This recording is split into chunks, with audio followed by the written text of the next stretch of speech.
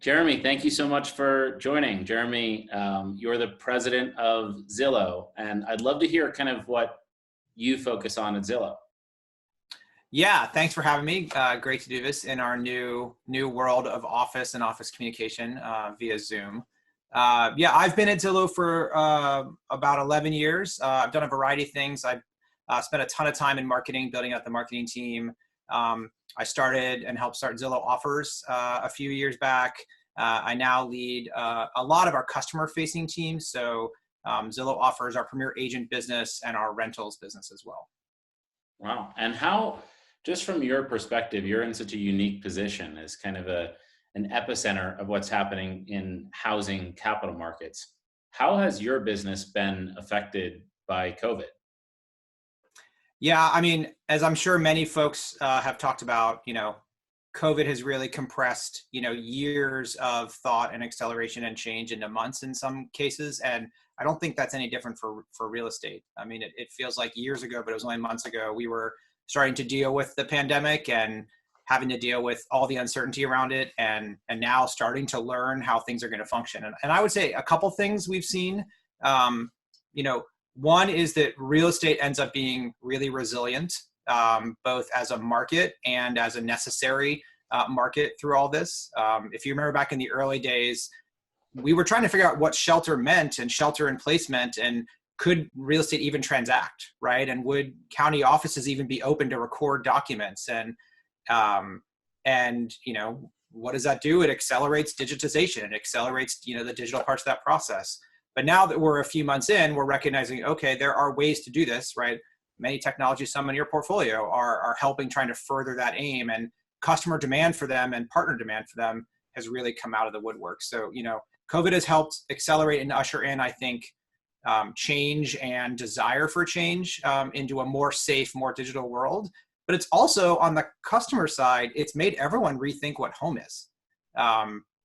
We are seeing kind of unprecedented customer demand on our platform for people thinking about changing their living space, whether that's dreaming about a home office, whether that's I need to move, whether that's I might be working from home permanently and maybe I don't want to live in the city I've been living in. All of those questions are getting asked by all of us as homeowners, as people that live and rent in different places. And so we're seeing that sort of surge of curiosity and question asking in a way that I don't think we ever have before in real estate. That's fascinating, the concept of like this mass reevaluation of what does home mean. And I imagine to some extent people are conflating what home traditionally meant and what the office meant. Certainly I have. This is my home and my office, and I imagine it's the case for you as well. I'm curious from that lens, are there big macro trends? Like there's kind of intuitive theses that I think a lot of people have, like, oh, second home markets are on the rise. Are there interesting trends like that you're seeing from Zillow's perspective? Yeah, and I think we talk a lot about it as the great reshuffling, and we use the word reshuffling because it doesn't necessarily mean a flee from urban to suburban or a flee from one place to another. It means a reevaluation, right? So you and I, we're very fortunate we can do our jobs from Zoom, right? And so reshuffling to us might mean, wow, I need a home office now. We have this great mid-century open floor plan with my two kids. We went from needing 0 home offices to 3, right, in the matter of a weekend where my kids are home on Zoom school and I'm home on Zoom work. So reshuffling for us is maybe a different layout, right? Reshuffling for others might be if they can work remotely part or most of the time, do they still want to live in the same place they want to live?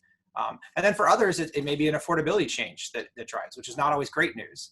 But I think the big macro trends are people are re-examining that sort of work life and location versus amenities and cost trade-off, no matter what their socioeconomic status is. And that's the surge that I think we're seeing in our demand, right? We talk a lot about how our demand is sort of at record levels, but then you also have to correlate that with supplies lower, right? So listings, when there was fears the market might not even be able to function, right? If you're selling You maybe didn't bring your house on the market, and those are starting to come back, but they're still low relative to a year ago. So you have a lot of demand out there, and maybe, like you said, maybe there are some macro trends that will persist here in making people think about transactions differently, but you don't have the supply for it yet either. And so that's why I think what you're seeing, at least in the short term on the economic side, is you're seeing transaction volume lower, but you're not seeing prices move, because you had really great inputs to the real estate market before this in terms of low interest rates and low inventory, and you have even lower inventory now, and you have even bigger demand. So it's kind of this seesaw that I think will play out as we hopefully find kind of confidence and normal as we go forward.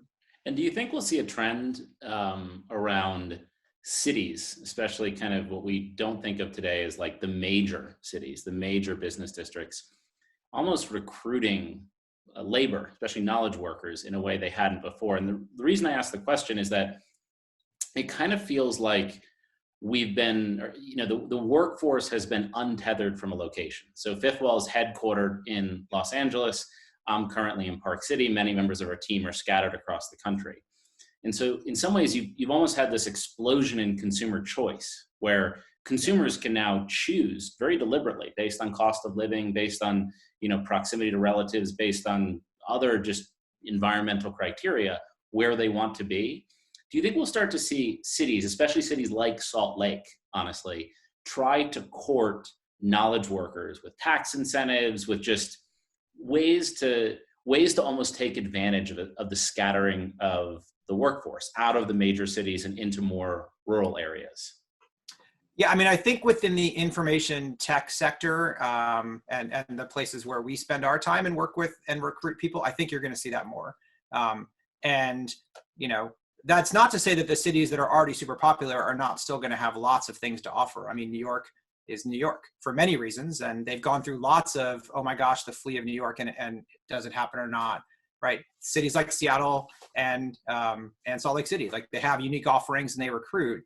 But I do think this idea that you can untether an information worker and they can work from anywhere is a trend that COVID is absolutely ushering in. I mean, we at Zillow, we announced the rest of this year kind of work from anywhere. And we're thinking about what does work from anywhere and what does a hybrid and a remote workforce look like going forward. And so that means, if folks don't want to live in Seattle, maybe they don't have to. And so, we're still in the early days of this, but I think for that segment of folks, that's definitely true. Now, the reality is, most of these metro economies are driven by lots of segments of our workforce, not just that one. But that one has driven a lot of our coastal workforce. And I'm curious also, if we're to look at virtualization of the whole home buying process, I kind of think of Zillow today. You've virtualized many aspects of discovery, right? Discovering a new home, Yeah. Getting in contact with a broker. And the next element has been this kind of open question around virtual viewings. Are virtual viewings going to become a thing? What are your views on that? Do you see the technology as being ready to enable truly virtual viewings? And what does the impact, what's the long-term impact of that on the brokerage industry? Yeah, it's a great question. And to back up a sec, right? So Zillow's first decade plus was really, as you said, helping pioneer and bring, we talk a lot in verbs, the search and find experience online, right? That typically was data that was not available on the internet. And if you wanted to see listings or see more information about listings, you had to go to an office or look in a book, right? And so democratizing all the data and helping buyers and sellers be able to discover more and search more and find their place. But the transaction itself is still largely offline, right? And so a few years ago, with the launch of Zillow Offers, with our move down the transaction funnel to help really complete the buy, finance, and sell part of things, we started working on digitizing the entire transaction, right? So that a home buyer or a home seller could come to Zillow and actually sell their house to us in some cases, or with us, buy a house with one of our partners on our platform, right? And make that move more seamless. And I think the pandemic has accelerated a lot of the desire for a lot of those technologies, which I think take a lot of multi-party transactions to come together to move on the transaction piece. So I think you're right. I think the digitization of the shopping part of it is being accelerated. And we're seeing things like 3D tours and virtual tours really rise. I mean, they spiked like crazy when there were cities that literally said you can't go see a house. And even now, what are the proper social distancing measures? And what happens with any customer benefit technology is once customers get a taste of it, that expectation bar rises, right? Now that you can use a great 3D tour of a home, or you can virtually tour a home with someone else walking you through it, you go, well, why can't I do that on every home? And you start to want that, and that becomes this customer expectation. So I think you're going to see that happen, as you said, in kind of the shopping part of our industry, but you're also going to see it happen in the transaction part of our industry, where do I need to be in person to get a document notarized? Do I need to be in person to sign a document? Do I need to coordinate with all these parties? Like, what can be done via my smartphone that doesn't have to be done in person? So I think you're going to see those technology trends continue, and the pandemic has rushed them, I think, in their adoption forward, but I don't think it's going to regress. I think once people get a taste of that, they're going to want more of that. And I'm curious, when you look at all the components of closing a home, all these ancillary financial products that people have to buy, whether it's title insurance or home insurance, or in many cases, obviously getting a mortgage or a second mortgage, like, what are the most problematic? Meaning, today, most of those services, I think we can agree, largely happen offline, and there's a lot of inefficiencies kind of from that. What do you think will be the last to move online, and what will be the hardest? Yeah, it's hard to think about the order. What we have realized, and I think what you're seeing us really try and do with Zillow Offers, is to solve the customer problem, to get to one-click close or a fully digital transaction. It's not a transaction, it's a move, right? Most people are selling a place, buying a place, and having to finance it, and then coordinate all of the services and the transactions across both of those things.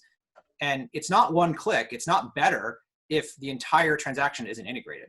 So, if you just get the notary remotely done, or if you just get the digital signatures versus having to wet sign by itself, that doesn't help, right? You as the mover still have to coordinate with dozens of parties across a whole bunch of documentation and process. So our goal is to try and integrate the whole thing, so that ideally a mover can come and sell or buy or finance across whatever move they want to make, and the whole thing can be integrated in one place. So, to your question, I'm not sure what comes last, but I do think to really enable and unlock that customer benefit, you have to kind of wrap the whole thing. That's part of why iBuying and Zillow Offers, the appeal of to the customer, it's all about skipping the hassle, right? I mean, it launched into one of the hottest real estate markets we'd seen.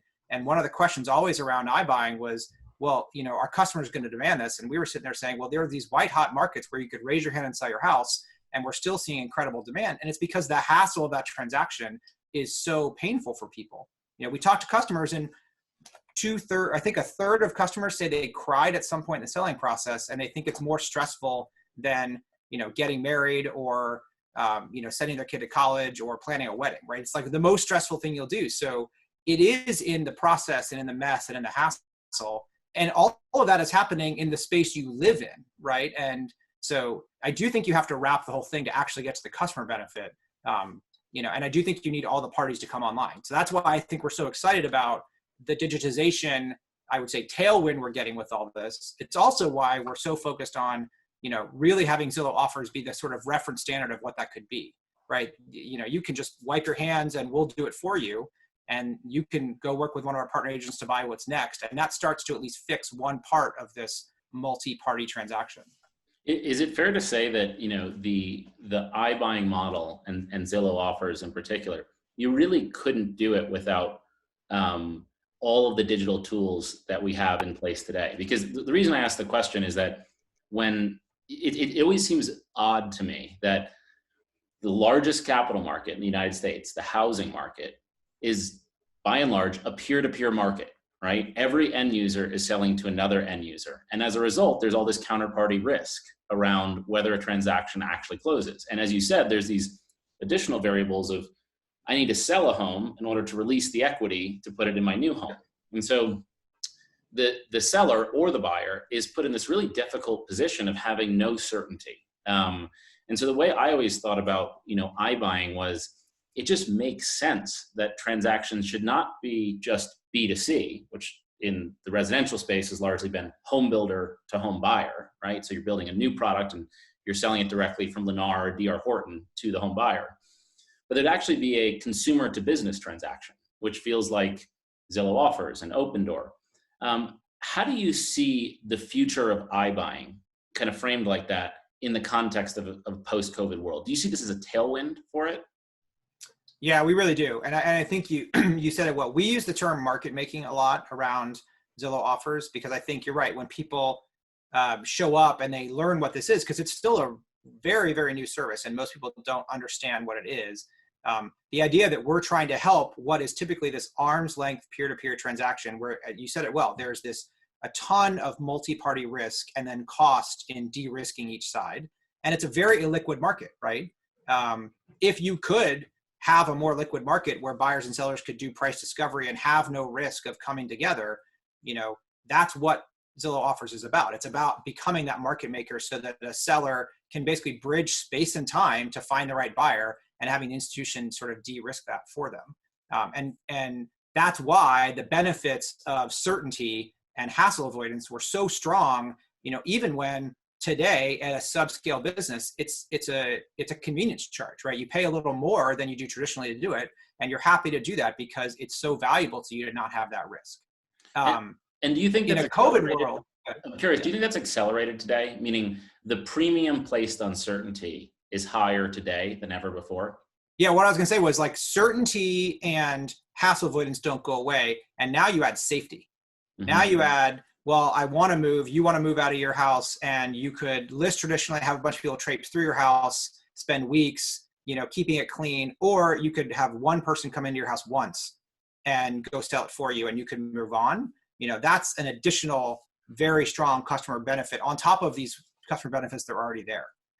So yes, we think in many ways, and again, it's super early to know how things are going to behave in a post-COVID world. And it's super early for the markets at large to figure out what's happening in COVID, but real estate transactions are going to happen. That much I think we figured out. And having a market making function and a safe one on top of a hassle, avoidance and certainty one, sure feels like a net benefit today than it was even 6 months ago. And one of the interesting things also is, in the last housing crisis, there was this opportunity that I think a lot of hedge funds and obviously Blackstone with Invitation Homes recognized, which was that if you could programmatically at scale acquire homes, there was a really interesting financial opportunity in terms of yield. And at the same time, that was probably a really good thing for the economy because it provided some buoyancy to the housing market. Do you think that, is the vision for Zillow offers that, one, it can be a consumer to business transaction, selling a home, and then ultimately a business to consumer transaction, selling that home to another end user. But can it also be a B2B transaction? Meaning, do you envision that some of the homes you'd acquire, you would actually sell to short-term or single-family rental companies? Would that be part of the mandate for it? I mean, in a market-making transaction, you want to match all buyers and seller parties, right? So the goal is to increase liquidity, and you want many, many consumer buyers, to your point, but you're also going to have B2B players in that space. So ultimately, yes. The reality is that today we're still sitting on far fewer transactions than demand says. I mean, one of the most fascinating things we found over the last couple of years is, we survey tens of thousands of customers a month to try and get a signal of just real estate activity. And the number of people that show serious intent or say they want and need to move is in the 50 plus million range. And the number of house transactions happens in the 5 to 6 million range. And so that, pent up demand in people is, wiped out by the hassle, the cost, the friction, the uncertainty, and the time it takes to do this. So if a market making function can come in and remove the uncertainty, to your point, hopefully remove cost and increase certainty, the transaction desire is there, right? The demand is there. So more moves will happen, more inventory should shake loose from all parts of the ecosystem, which will not just sort of satisfy the parties that are out there today, but it also will hopefully create more opportunities for moves and transaction participation to happen. So in the long term, yes. But today it's obviously limited to where we all are in markets and the types of homes we're buying. And just thinking about those markets, it seems obvious to me that in a market where you have fairly standardized homes, right, and there's a lot of transactions, it's relatively easy to approximate a price, right, within a few percentages of standard deviation. Like you can know what a price is. But when you think about markets like New York or Los Angeles, where you have really idiosyncratic homes of very different vintages and very different materials and aesthetics.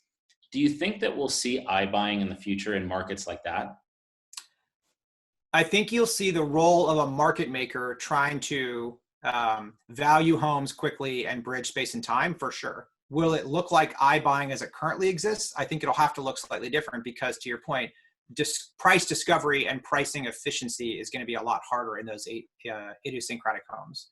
The good news is, the sort of buy box that we all are kind of looking at today is around half the country today.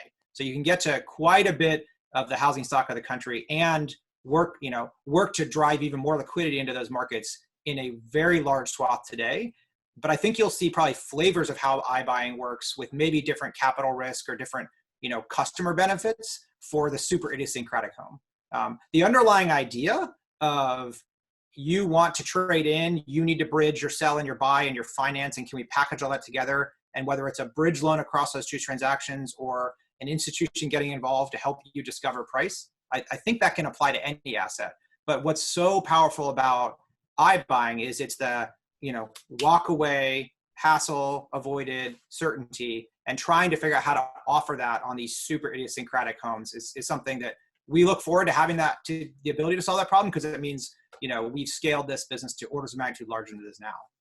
And when you think about, housing market shocks and housing market adjustments, do you think that, say, a really robust national, well-functioning iBuying ecosystem, that it exists, it's in many markets, do you think that has the effect of dampening the severity of housing crises? And the reason I ask the question is the point you just brought up, which is there's X number of home transactions that occur every year, but that the intent to sell a home is much higher, yep. Right? So if there's a higher velocity of transactions, you'd think things adjust pricing wise faster, right? There's just more liquidity in the market. Yep. Do you think that will be the long-term effect of it? Yeah, this is me speaking my hopes and desires, not economic research yet, but yes. I fail to think about a market where less friction, more transparency doesn't add to liquidity, right? Almost every other market where you've made it easier to transact and made it easier for parties to come together, you've seen more liquidity. And so you add that data point to the idea that there's the demand there, and you would think that happens. That is definitely our hope. And I think we'll find out, over the next couple of years as we're able to scale this and see what happens in markets where we're able to really help reduce the friction and reduce the uncertainty. And looking, say, 10 years out, what % do you think of U.S. home sales will be iBuying? I'm actually really curious to get your view. And that's not my only question. That's one part of the question. The second part of the question is, what is the typical experience of buying a home like, and how is it different from today? Looking out, say, to 2030. Yeah, and maybe those two questions are somewhat linked because, my answer to what percentage is far greater than it is today. And I can't tell you what double-digit percentage it'll be, but it'll be a large chunk of transactions. And the reason is the second part of your question. The process today stinks. It's painful. Again, we when we talk to customers, they have to, and this is just the sell side, right? They have to coordinate trying to value and figure out the equity they're getting out of their house and take a risk and a flyer on listing it and will they get their price, while simultaneously having to figure out the house and go find the house they want to buy and figure out how much to offer on it. Will they win? Then they have to come up with financing and get approved for financing. They have to coordinate all the moves. They're paying probably 10% of their asset value in transaction costs across all that. They have to do all that. And this is where most of their net worth is. And so that just freaks everyone out so badly that they don't, or when they do, it's like stars crossing because they needed to do it and they found the right thing and they found the right person to help guide them along the journey, and it all just came together. And that's your 5 million homes, right, against your 50 to 100 million people that sort of want to do that. So, the idea that, we hear from customers all the time, I couldn't believe how easy it was, right? And thank you so much for taking the hassle away or taking the uncertainty away. Like knowing what I'm going to get for my trade-in if I'm buying a new home is so powerful and empowering to me, because now I can go get my financing lined up. I can shop on my own time frame. That unlock is happening today, and that's just with sort of V1 of Zillow offers.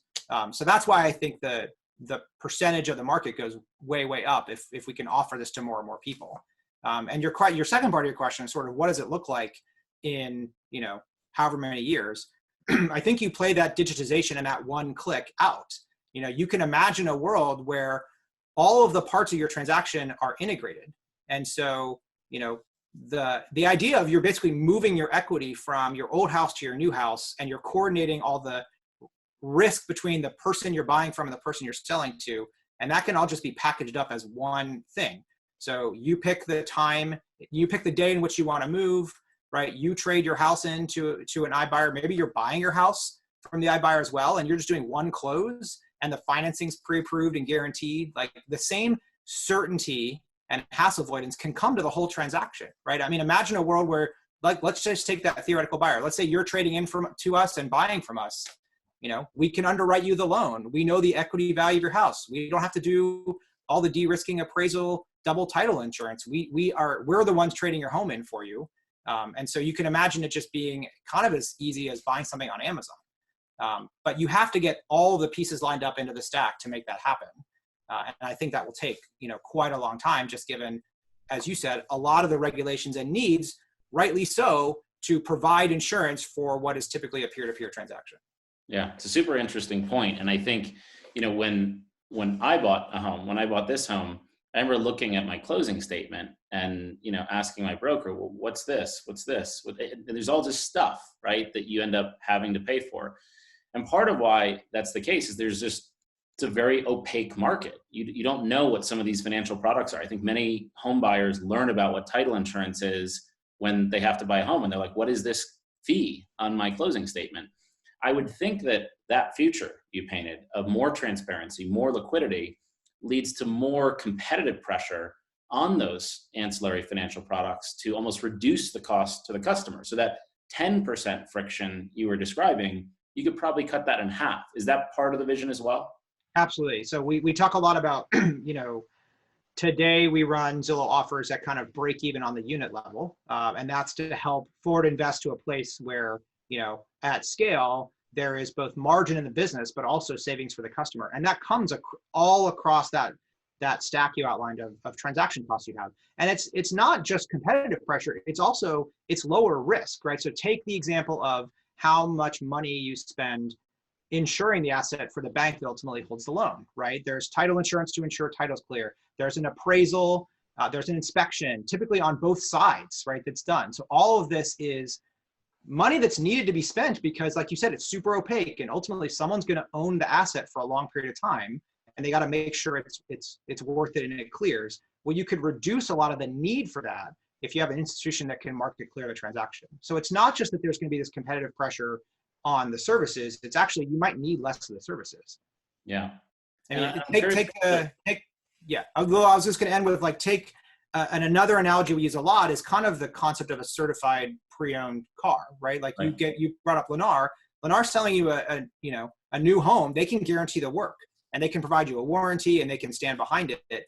And peer-to-peer transactions don't have that. But you can imagine sometime in the future when an iBuyer transaction or a non-owner occupied home that's been cleared could provide that same certainty, right? We've bought the home. We've done our own inspection. We've done our own work that we'll certified stand behind. So why can't we offer you a certified pre-owned home?